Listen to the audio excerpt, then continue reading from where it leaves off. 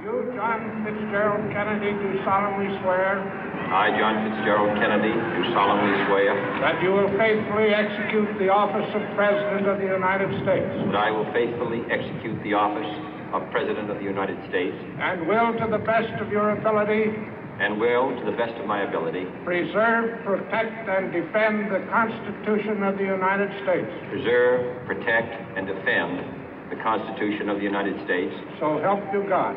So help me God.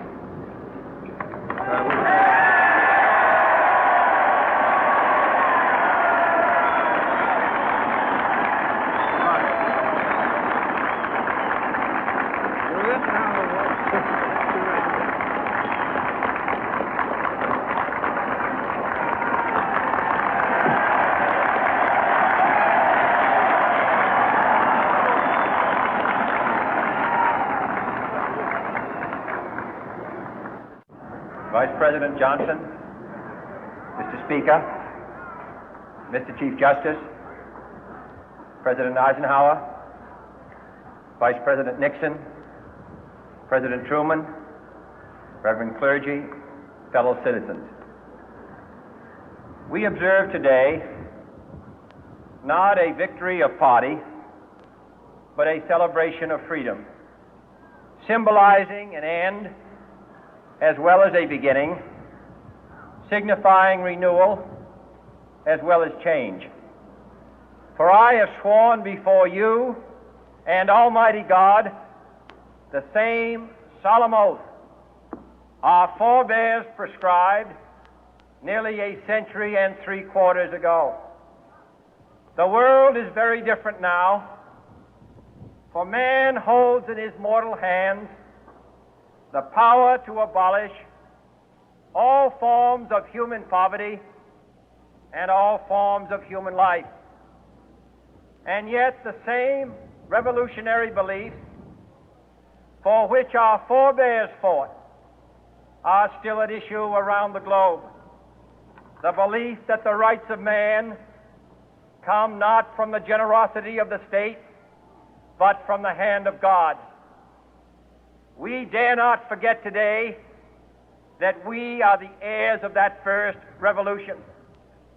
Let the word go forth from this time and place to friend and foe alike that the torch has been passed to a new generation of Americans born in this century, tempered by war, disciplined by a hard and bitter peace, proud of our ancient heritage, and unwilling to witness or permit the slow undoing of those human rights to which this nation has always been committed and to which we are committed today at home and around the world.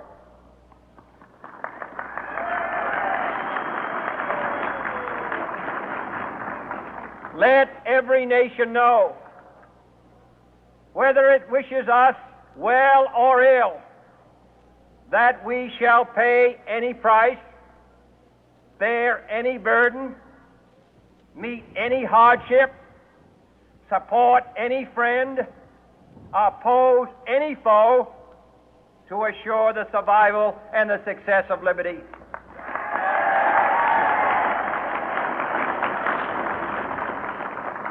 This much we pledge and more. To those old allies whose cultural and spiritual origins we share, we pledge the loyalty of faithful friends. United, there is little we cannot do in a host of cooperative ventures. Divided, there is little we can do, for we dare not meet a powerful challenge at odds and split asunder. To those new states whom we welcome to the ranks of the free, we pledge our word that one form of colonial control shall not have passed away, merely to be replaced by a far more iron tyranny. We shall not always expect to find them supporting our view, but we shall always hope to find them strongly supporting their own freedom, and to remember that in the past, those who foolishly sought power by riding the back of the tiger ended up inside.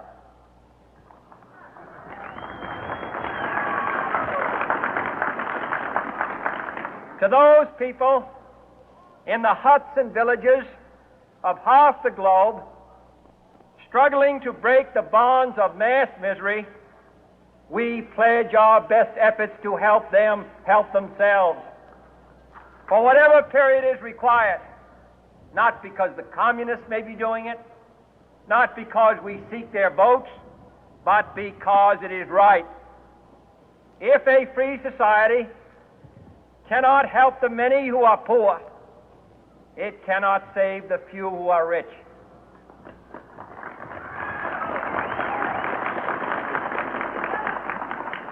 To our sister republics south of our border, we offer a special pledge to convert our good words into good deeds, in a new alliance for progress, to assist free men and free governments in casting off the chains of poverty.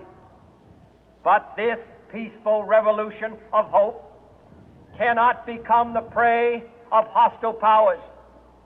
Let all our neighbors know that we shall join with them to oppose aggression or subversion anywhere in the Americas. And let every other power know that this hemisphere intends to remain the master of its own house.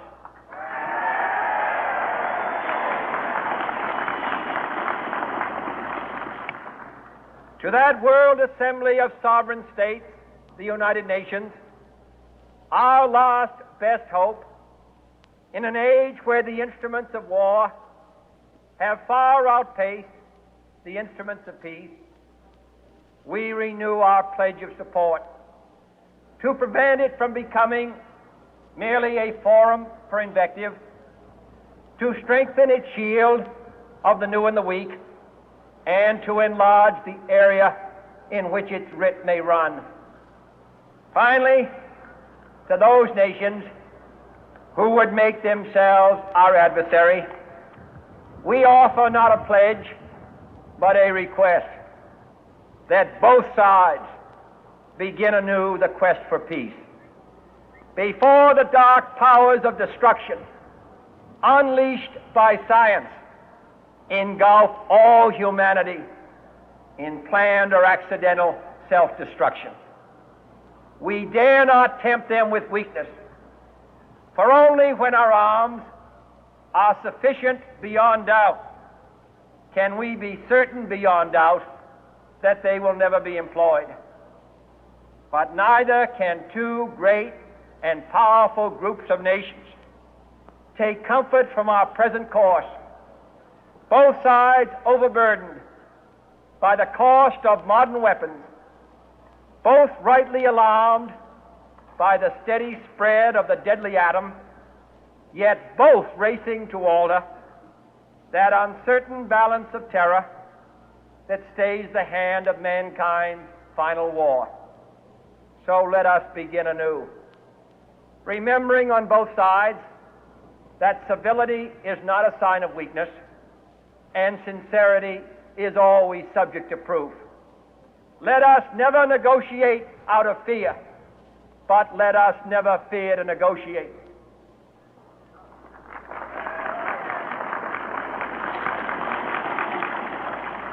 Let both sides explore what problems unite us, instead of belaboring those problems which divide us.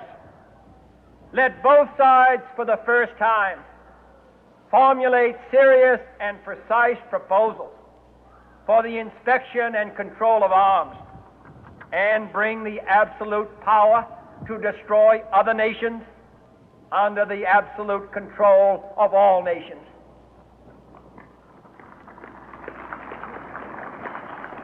Let both sides seek to invoke the wonders of science instead of its terrors.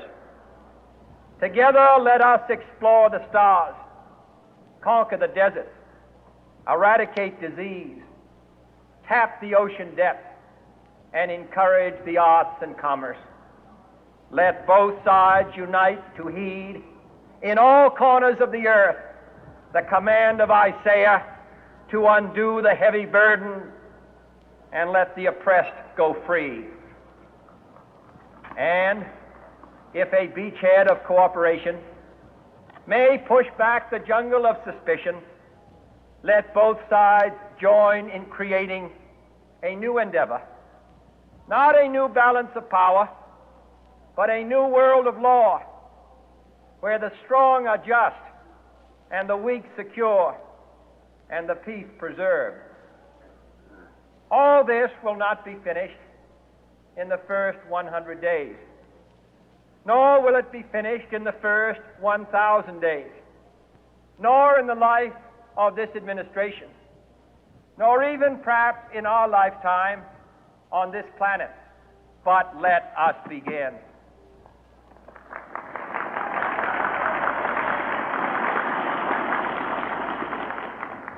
In your hands, my fellow citizens, more than mine, will rest the final success or failure of our course. Since this country was founded, each generation of Americans has been summoned to give testimony to its national loyalty. The graves of young Americans who answered the call to service surround the globe. Now the trumpet summons us again, not as a call to bear arms, though arms we need, not as a call to battle, though in battle we are, but a call to bear the burden of a long twilight struggle, year in and year out, rejoicing in hope, patient in tribulation, a struggle against the common enemies of man, tyranny, poverty, disease, and war itself. Can we forge against these enemies a grand and global alliance, north and south, east and west, that can assure a more fruitful life for all mankind? Will you join in that historic effort?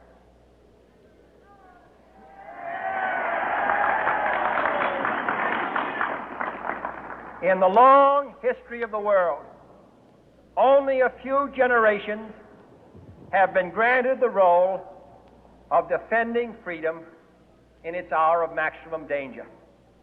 I do not shrink from this responsibility. I welcome it.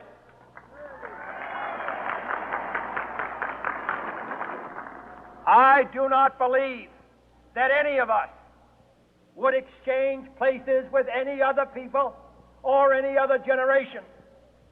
The energy, the faith, the devotion which we bring to this endeavor will light our country and all who serve it. And the glow from that fire can truly light the world. And so, my fellow Americans, ask not what your country can do for you, ask what you can do for your country.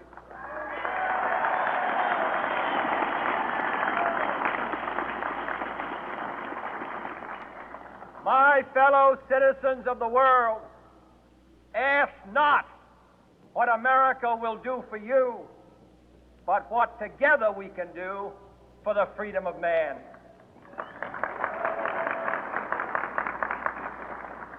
Finally, whether you are citizens of America or citizens of the world, ask of us here the same high standards of strength and